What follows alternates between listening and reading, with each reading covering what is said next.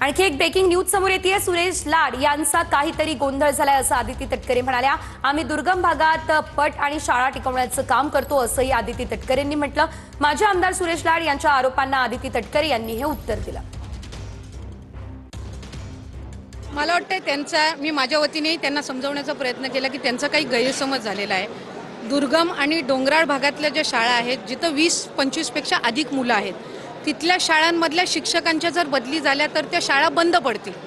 अशा जवळपास 60 ते 70 शाळा आहेत जिथल्या शिक्षकांची बदली ही पनवेल, कर्जत आणि त्या संबंध परिसरामध्ये झालेली आहे। दक्षिण रायगडमधल्या या शाळेतले शिक्षक जर तिथं शिक्षकांची रिप्लेसमेंट न येता जर त्यांना कार्यमुक्त केलं आणि त्यांच्या नवीन ठिकाणी सोडलं तर 60 ते 70 शाळा या बंद पडतील आणि ती नामुष्की सरकारवर किंवा शिक्षण विभागावर येऊ नये। आज दुर्गम डोंगराळ भागातल्या जिल्हा परिषदेच्या शाळेचे पट टिकवण्याचा